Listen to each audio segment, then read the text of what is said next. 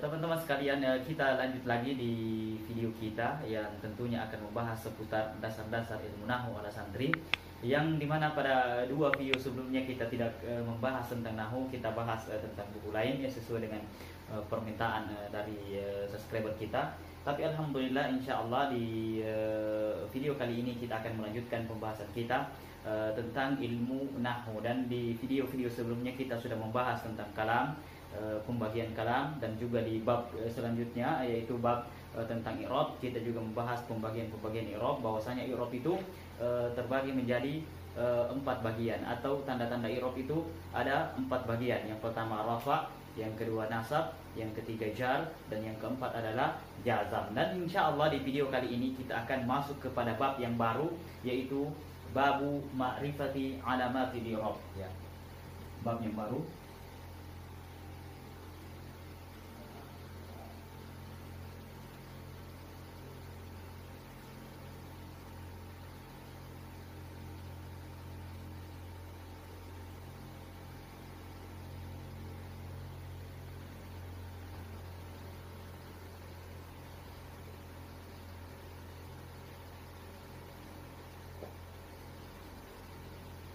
Ya, babu ma'rifati alamati i'rab, bab mengetahui atau mengenal tanda-tanda i'rab. Namun sebelum kita lanjut teman-teman sekalian, bagi teman-teman yang belum subscribe channel ini, silahkan di subscribe terlebih dahulu, karena subscribe itu gratis, ya. Jadi teman-teman yang belum subscribe, silahkan di subscribe untuk mendukung channel ini agar terus berkarya dan memberikan manfaat bagi para pemula yang ingin mendalami ilmu nahwu. Jadi teman-teman sekalian, insya Allah kita akan bahas pembahasan yang baru, yaitu babu ma'rifati alamati i'rab, ya, bab mengetahui, mengenal tanda-tanda i'rab, tanda-tanda perubahan akhir kata di dalam bahasa Arab. Jadi kalau kita membahas masalah i'rab, ya tentunya kita akan membahas tentang perubahan akhir kata.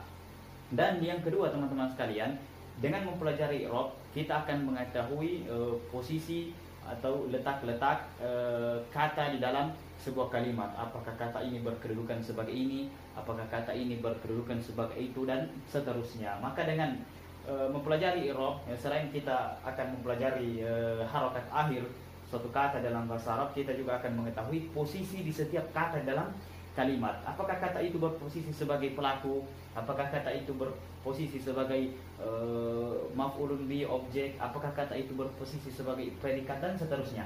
Dan di bab ini kita akan mempelajari hal itu. Namun teman-teman sekalian, tentu di antara teman-teman ada yang bertanya, apa sih pentingnya mempelajari i'rab? Apa gunanya mempelajari i'rab? Ya tentunya mempelajari i'rab di dalam bahasa Arab, atau bagi teman-teman yang ingin mempelajari bahasa Arab, ini adalah pelajaran yang sangat penting, atau pembahasan yang sangat penting yang teman-teman harus tahu pembahasan ini. Ya, jadi belajar i'rab, ya, kita akan ketahui posisi-posisi atau letak-letak kalimat atau kata di dalam kalimat bahasa Arab. Ya, contoh teman-teman sekalian, ya, di dalam bahasa Indonesia kita mengatakan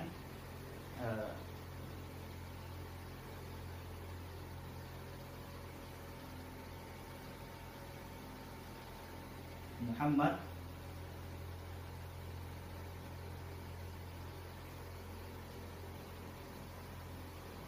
memukul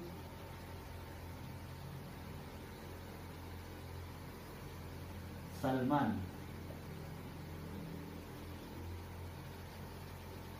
Ya, Muhammad memukul Salman. Ya, Muhammad di sini adalah pelakunya, dan predikatnya memukul. Ya, mungkin predikat ini adalah bahasa Indonesia. Kemudian Salman adalah objeknya yang dikenai pekerjaan. Jadi yang dipukul adalah Salman, yang memukul adalah Muhammad, dan kata kerjanya adalah memukul. Ini dia kalimat di dalam bahasa Indonesia. Kalau kita tuliskan kalimat ini di dalam bahasa Arab, ya, tanpa kita menggunakan kata i'rab, ya, jangan kita bahas i'rabnya dulu, kita terjemahkan ke dalam bahasa Arab, maka kata-katanya seperti ini. Daraba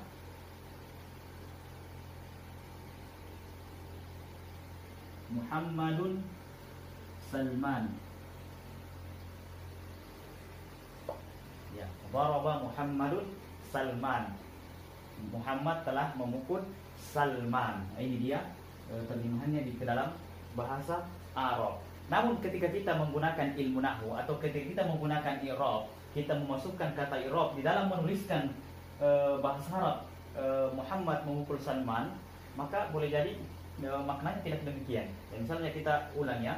Kalau ini kalimatnya kita tidak menggunakan i'rab, ya kita terjemahkan ke dalam bahasa biasa saja. Anggaplah saja kita tidak mengetahui i'rab, ya bacanya seperti ini. Daraba Muhammad Salman, ya Muhammad telah memukul Salman. Namun ketika kita menggunakan i'rab, ya perubahan akhir kata, maka bisa saja terjemahnya tidak demikian, ya. Contoh kita mengatakan, ya, kita menggunakan kata i'rab.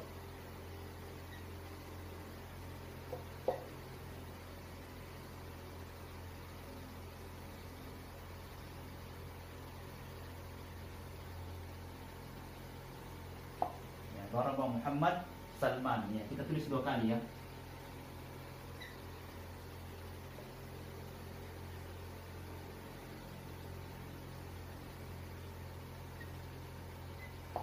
Ya, ini ada dua buah kalimat, ya masing-masing memiliki kata yang sama, dan kalau kita lihat dari segi kalimatnya, dari segi kata-kata yang kita pakai, maka tidak ada bedanya, ya mirip. Daraba, daraba, Muhammad, Muhammad, Salman, Salman. Apakah kedua kalimat ini teman-teman sekalian sama maknanya dengan ini? Muhammad telah memukul Salman. Ya, kalau kita pakai ilmu nahwu atau i'rab, ya maka belum tentu terjemahannya demikian. Boleh jadi kebalikannya. Ya, contoh kita kasih harakat dengan menggunakan i'rab. Ya, contoh daraba, kemudian Muhammadun, kemudian Salmana. Ya, ini kata Muhammad, ya, kita beri harakat akhirnya dhamma, kemudian Salman kita beri harakat akhirnya fathah, maka terjemahannya adalah Muhammad telah memukul Salman. Ya, terjemahannya sama, Muhammad telah memukul Salman. Namun teman-teman sekalian, kalau kita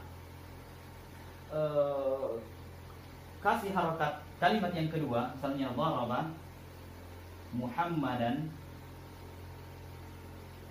ya kata Muhammad kita kasih harokat fathah, ya di atas dhamma, yang di bawah fathah. Kemudian Salmanu, kata Salman kita beri harokat dhamma, yang kalimat pertama kita beri harakat fathah. Apakah terjemahannya sama dengan Muhammad memukul Salman? Tentu tidak, terbalik. Namun kita terjemahkan Salman memukul Muhammad. Nah, jadi kalimat yang sama, namun harakat yang berbeda, maka terjemahannya pun akan berbeda, bahkan terbalik. Ya, kalau kalimat pertama daraba Muhammadun Salman, Muhammad telah memukul Salman. Kalau kalimat yang kedua daraba Muhammad dan Salman, Salmanu, maka terjemahannya Salman memukul Muhammad. Jadi ini dia i'rab teman-teman sekalian. Jadi kita akan mengetahui letak atau posisi di setiap kata, ya apa posisinya ini atau kedudukannya kata Muhammad dalam kalimat ini, apa kedudukan Muhammad dalam kalimat ini. Maka dengan mengetahui itu semua, tentunya dengan mempelajari i'rab, dan ketika kita salah dalam menempatkan harokat, maka yakin terjemahannya pun akan salah. Contoh daraba Muhammadun Salmana, Muhammad memukul Salman. Namun ketika kita tuliskan dengan daraba Muhammadan, ya kita kasih harokat fathah di kata Muhammad, kemudian Salmanu di tanwin, maka terjemahannya akan terbalik. Salman memukul Muhammad. Ini dia i'rab teman-teman sekalian. Jadi ketika kita salah dalam memberi harokat akhir, maka posisi kata tersebut akan berbeda. Ya, dalam kalimat pertama kata Muhammad, dia berkedudukan, berposisi sebagai fa'il, pelaku. Kenapa? Karena fa'il itu berharakat dhamma. Sedangkan Salman berposisi sebagai objek, maf'ulun bih. Kenapa? Karena dia berharakat fathah. Namun di kalimat yang kedua ini, kata Muhammad dia tidak berkedudukan sebagai pelaku. Ya, kenapa? Karena dia tidak berharakat dhamma, dia berharakat fathah, makanya dia berkedudukan sebagai maf'ulun bih, sedangkan Salman berkedudukan sebagai pelaku. Kenapa? Karena dia berharakat dhamma. Jadi terjemahannya Salman memukul Muhammad. Nah, jadi hati-hati teman sekalian. Dengan mempelajari i'rab, maka kita akan mengetahui kedudukan-kedudukan kata di dalam sebuah kalimat. Apakah dia berkedudukan sebagai fa'il, apakah dia berkedudukan sebagai objek, dan seterusnya. Ini dia pentingnya mempelajari i'rab. Dan insya Allah di pembahasan ini teman-teman sekalian kita akan mempelajari babu ma'rifati alamatil i'rab. Ya, karena di video sebelumnya kita telah menjelaskan tentang i'rab dan tanda-tanda i'rab, maka di pembahasan ini, di bab ini kita akan mengetahui apa-apa saja tanda-tanda i'rab. Ya, karena i'rab terbagi 4, rafat, nasab, jar, jazam. Ya, dan kita mengetahui apa-apa saja tanda rafat. Kemudian apa-apa saja tanda nasab, apa-apa saja tanda jar, apa-apa saja tanda jazam. Dan ini kita akan pelajari di sini karena perubahan akhir kata dalam bahasa Arab itu cuma 4. Kalau bukan rofa, dhamma, dia nasab. Kalau bukan nasab, dia jar, kasrah. Kalau bukan kasrah, dia sukun. Cuma ini perubahan akhir kata dalam bahasa Arab. Dan kita akan mengetahui dan pelajari perubahan-perubahan tersebut di bab ini. Dan tentu saja teman-teman sekalian, perubahan ini adalah perubahan asli. Ini adalah tanda asli dan memiliki tanda-tanda yang lain. Dhamma tentu ada penggantinya, fathah tentu ada penggantinya, kasrah tentu ada penggantinya, sukun tentu ada penggantinya. Dan kita akan mengetahui pengganti-pengganti dhamma, pengganti-pengganti fathah, pengganti-pengganti kasrah, pengganti-pengganti sukun di bab ini, di bab babu ma'rifati alamatil i'rab. Setelah kita mengetahui penggantinya, kita akan sebutkan lagi apa-apa saja yang dirofak dengan dhamma, ya. Kemudian apa-apa saja yang dinasab dengan fathah. Kemudian apa-apa saja yang dinasab dijar dengan kasrah, dan apa-apa saja yang dijazam dengan sukun. Setelah itu kita sebutkan tanda-tanda rofa yang lain selain dhamma. Misalnya waw misalnya. Ini tanda rofa selain dhamma, dan kita sebutkan apa-apa saja yang dirofa dengan waw, apa-apa saja yang dirofa dengan waw. Kemudian selain tanda nasab fathah ada tanda yang lain yaitu alif misalnya. Nah, tanda alif. Kita akan pelajari apa-apa saja yang dinasab dengan alif dan seterusnya. Begitu juga dengan kasrah. Ya, kasrah jar tanda aslinya adalah kasrah. Namun jar memiliki tanda-tanda yang lain. Misalnya huruf ya. Nah, huruf ya juga adalah tanda jar yang insya Allah kita akan pelajari di bab ini. Ya, kemudian kita akan sebutkan apa-apa saja yang dijar dengan ya. Kemudian sukun, tanda jazam, ya tanda asli. Adapun tanda yang lain juga memiliki tanda, contohnya menghilangkan huruf nun, hasfun nun, ya, kita hilangkan huruf nun. Kemudian apa-apa saja yang dijazam dengan menghilangkan huruf nun, dan seterusnya yang insya Allah kita akan pelajari di bab ini teman-teman sekalian. Dan ini adalah inti pelajaran ilmu nahwu, karena perubahan akhir kata, tanda-tanda perubahan akhir kata ada di bab ini. Adapun bab-bab selanjutnya kita akan pelajari apa-apa saja yang dirofa, kemudian apa-apa saja yang dinasab, kemudian apa-apa saja yang dijar, kemudian apa-apa saja yang dijazam. Dan kalau kita tidak mengetahui tanda-tandanya, bagaimana mungkin kita bisa merofa sebuah isim? Bagaimana mungkin kita menasab sebuah isim kalau kita tidak mengetahui tanda-tandanya? Maka akan sulit kita pahami bab-bab yang akan datang, bab-bab tentang isim-isim yang dirofa misalnya ada fa'il. Fa'il itu dirofa. Dan ketika kita tidak mengetahui tandanya, maka kita akan kesulitan memahami bab tersebut. Kita akan mempelajari bab kana wa akhawati. Kana wa akhawatiha. Kana itu tarfaul isma wa tansibul khabar, menasab isim dan merofa isim dan menasab khabarnya. Dan kalau kita tidak mengetahui tanda-tanda rofa, kita tidak mengetahui tanda-tanda nasab, maka yakin dan percaya di bab kana yang akan datang kita akan sulit memahaminya. Maka ini adalah pelajaran yang sangat penting yang teman-teman harus pahami dengan baik, pahami dengan betul-betul pemahaman yang baik agar teman-teman bisa memahami bab-bab yang akan datang. Karena bab-bab yang akan datang intinya akan kembali ke sini, perubahan akhir kata. Ya, karena ilmu nahwu kita akan mempelajari bagaimana harakat akhir dari kata itu berubah dari kitabun